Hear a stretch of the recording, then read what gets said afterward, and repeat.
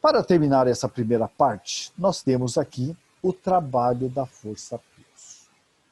Tá bom? Então, o que nós temos desse trabalho do peso? Então, mas vamos pensar aqui, ó, eu tenho aqui um corpo de massa M.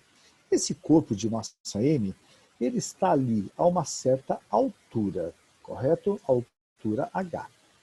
E uma força-peso vai agir, então, nesse corpo, puxando ele para baixo, de forma que ele sofrerá um deslocamento para baixo. Ele vai cair. Então, qual o ângulo entre peso e deslocamento? É zero.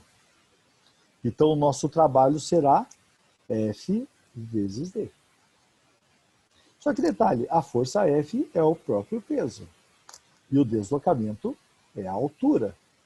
Então, o trabalho será peso vezes altura. Mas como o peso é mg, então nós vamos colocar no lugar do peso mg. Então, o trabalho ficará mg vezes h. Essa aqui é a fórmula do trabalho do peso. Tá ok? mgh. Para quem já está estudando um pouquinho mais adiante, já deve ter sacado que essa fórmula aí é igual a quem?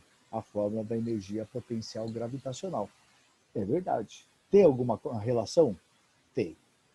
Vamos falar isso aí um pouquinho mais adiante. Tá legal? Mas tem uma relação. Muito bem. Vocês vão observar que o trabalho do peso ele pode ser positivo ou negativo. Só que nesse caso você vai ter que colocar o sinal.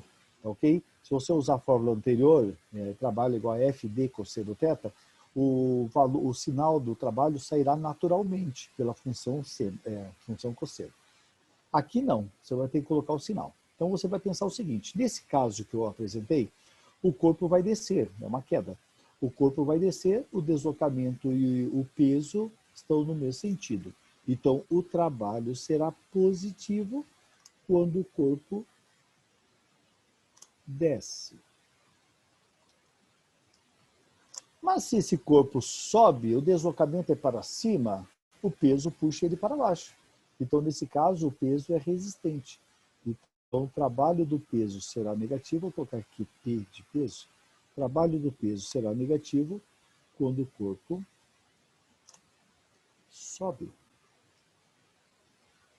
Legal? Então, se o corpo desce, o trabalho do peso é positivo. Se o corpo sobe, o trabalho do peso é negativo.